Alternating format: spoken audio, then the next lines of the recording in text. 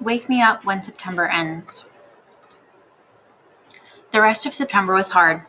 I wasn't used to getting up so early in the morning. I wasn't used to this whole notion of homework.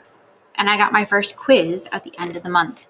I never got quizzes when mom homeschooled me. I also didn't like how I had no free time anymore. Before, I was able to play whenever I wanted to, but now it felt like I always had stuff to do for school. And being at school was awful in the beginning. Every new class I had was like a new chance for kids to not stare at me. They would sneak peeks at me from behind their notebooks or when they thought I wasn't looking. They would take the longest way around me to avoid bumping into me in any way, like I had some germ they could catch, like my face was contagious. In the hallways, which were always crowded, my face would always surprise some unsuspecting kid who maybe hadn't heard about me. The kid would make the sound you make when you hold your breath before going underwater, a little sound. This happened maybe four or five times a day for the first few weeks. On the stairs, in front of the lockers, in the library. 500 kids in a school. Eventually, every one of them was going to see my face at some time.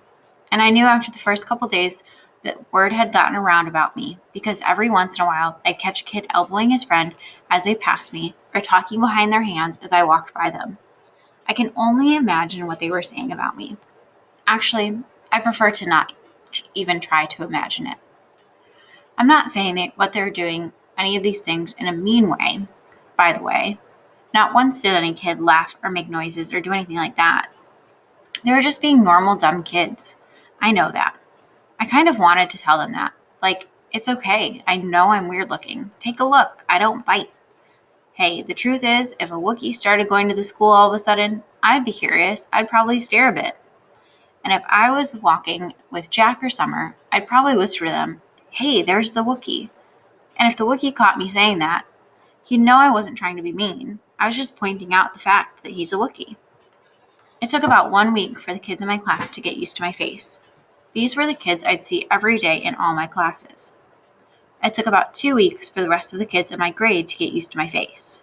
These were the kids I'd see in the cafeteria, yard time, PE, music, library, computer class. It took about a month for the rest of the kids in the entire school to get used to it. These were the kids in all the other grades. They were big kids, some of them. Some of them had crazy haircuts. Some of them had earrings in their noses. Some of them had pimples. None of them looked like me. Jack Will. I hung out with Jack in homeroom, English, history, computer, music, and science, which were all the classes we had together. The teachers assigned seats at every class, and I ended up sitting next to Jack in every single class, so I figured either the teachers were told to put me and Jack together, or it was a totally incredible coincidence. I walked to classes with Jack too. I know he noticed kids staring at me, but he pretended not to notice. One time, though, on our way to history, this huge 8th grader, who was zooming down the stairs 2 steps at a time, accidentally bumped into us at the bottom of the stairs and knocked me down. As the guy helped me stand up, he got a look at my face, and without even meaning to, he just said, "Whoa." Then he patted me on the shoulder like he was dusting me off and took off after his friends. For some reason, me and Jack started cracking up. "That guy made the funniest face," said Jack as we sat down at our desks. "I know, right?" I said. "He was like, whoa." I swear, I think he wet his pants. We were laughing so hard that the teacher, Mr. Roche, had to ask us to settle down. Later, after we finished reading about how ancient Sumerians built sundials, Jack whispered, "Do you ever want to beat those kids up?" I shrugged. "I guess, I don't know. I'd want to. I think you should get a secret squirt gun or something and attach it to your eyes somehow. And every time someone stares at you, you'd squirt them in the face. With some green slime or something," I answered. No. With slug juice mixed with dog pee." "Yeah," I said, completely agreeing. "Guys," said Mr. Roche from across the room, "people are still reading." We nodded and looked down at our books. Then Jack whispered, "Are you always going to look this way, August? I mean, can't you get plastic surgery or something?" I smiled and pointed to my face. "Hello, this is after plastic surgery." Jack clapped his hand over his forehead and started laughing hysterically. "Dude, you should sue your doctor," he answered between giggles. This time, the two of us were laughing so much we couldn't stop, even after Mr. Roche came over and made us both switch chairs with the kids next to us. Mr. Browne's October Precept.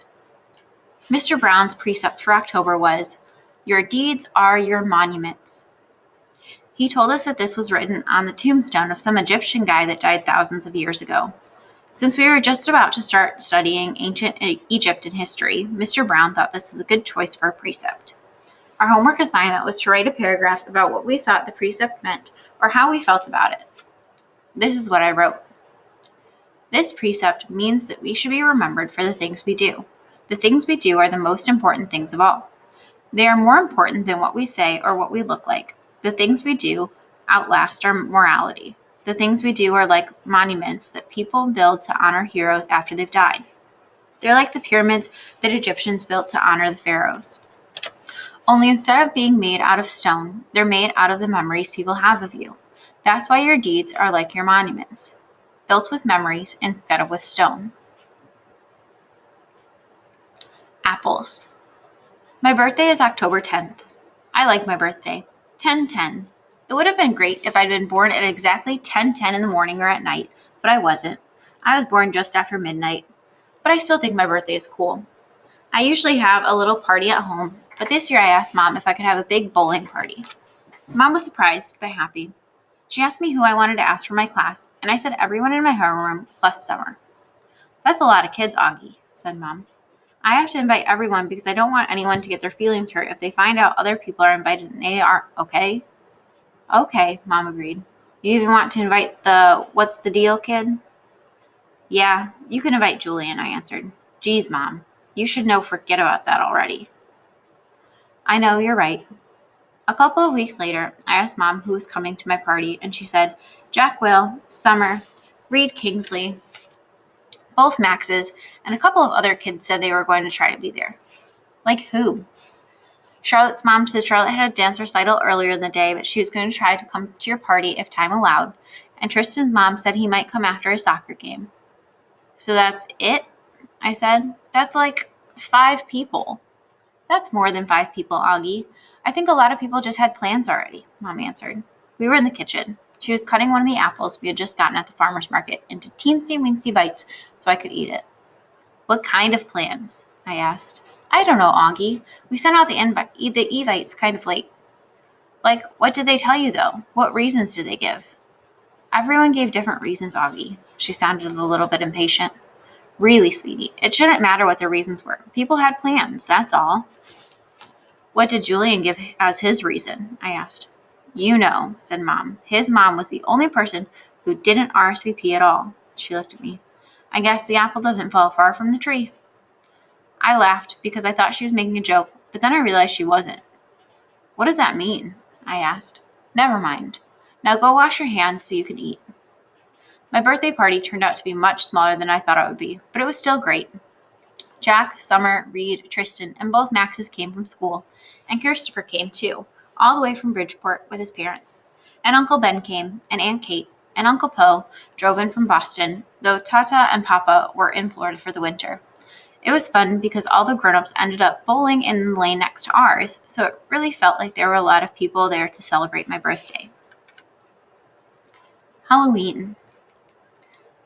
At lunch the next day, Summer asked me what I was going to be for Halloween. Of course, I'd been thinking about it since last Halloween, so I knew right away. Boba Fett? "You know you can wear a costume to school on Halloween, right?" "No way, really?" "So long as it's politically correct." "What, like no guns and stuff?" "Exactly." "What about blasters?" "I think a blaster's like a gun, Augie." "Oh, man," I said, shaking my head. "Boba Fett has a blaster."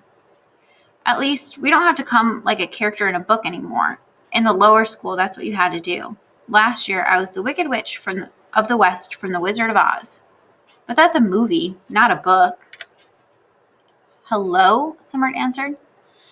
"It was a book first. One of my favorite books in the world, actually.